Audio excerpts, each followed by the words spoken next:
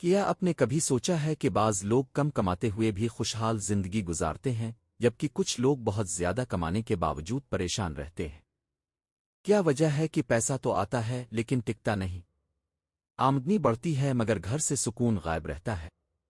اسلام ہمیں بتاتا ہے کہ اصل کامیابی صرف زیادہ مال کمانے میں نہیں بلکہ رزق میں برکت ہونے میں ہے۔ اور افسوس کی بات یہ ہے کہ ہم میں سے بہت سے لوگ انجانے میں ایسے کام کر رہے ہوتے ہیں جو ہمارے رزق کی برکت کو ختم کر دیتے ہیں۔ آج کی اس ویڈیو میں ہم ان 5 کاموں کے بارے میں جانیں گے جنہیں اللہ تعالیٰ ناپسند فرماتے ہیں اور جو انسان کے رزق سے برکت اٹھ جانے کا سبب بن سکتے ہیں۔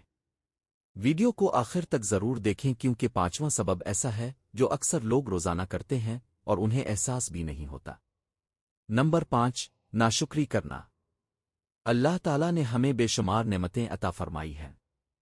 صحت، گھر، خاندان، رزق، ایمان اور نہ جانے کتنی نعمتیں۔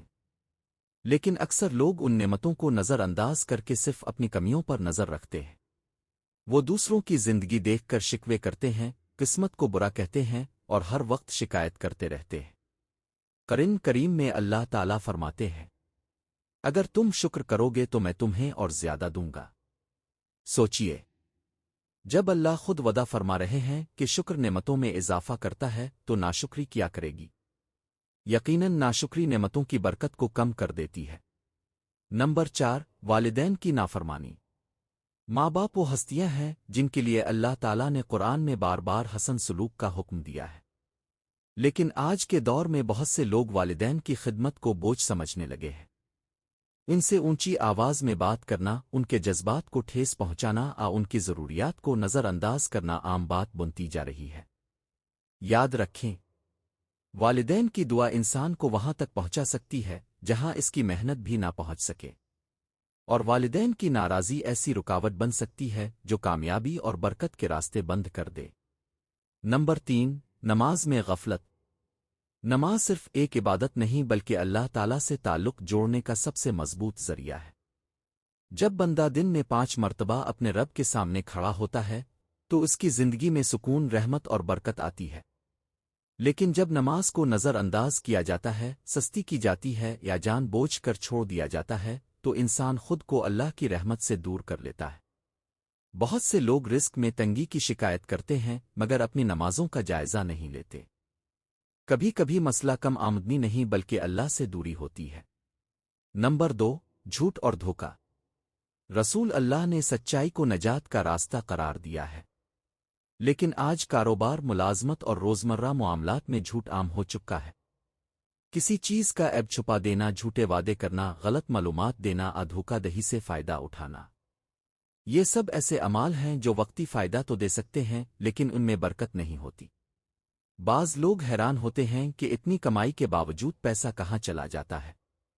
اس کی ایک بڑی وجہ جھوٹ اور دھوکہ بھی ہو سکتی ہے، کیونکہ اللہ کی نافرمانی سے حاصل ہونے والا فائدہ بظاہر بڑا نظر آتا ہے مگر حقیقت میں وہ خسارہ ہوتا ہے۔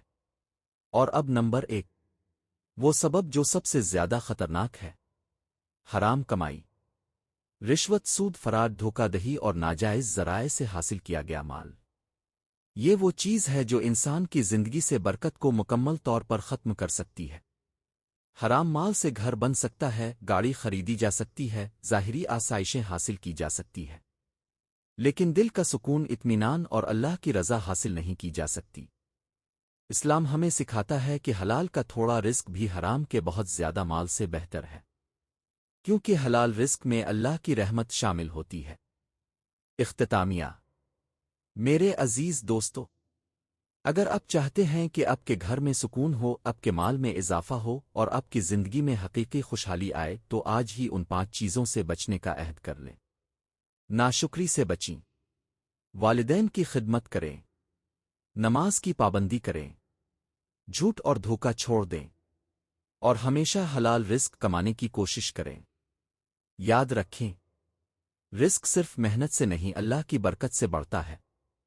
اگر آپ اس ویڈیو کے ذریعے دوسروں کو بھی فائدہ پہنچانا چاہتے ہیں تو ویڈیو کو لائک کریں، شیئر کریں اور چینل کو سبسکرائب کرنا نہ بھولیں۔ اللہ تعالی ہم سب کے رزق میں حلال برکت عطا فرمائے اور ہمیں اپنی رضا والے راستے پر چلنے کی توفیق دے۔ آمین۔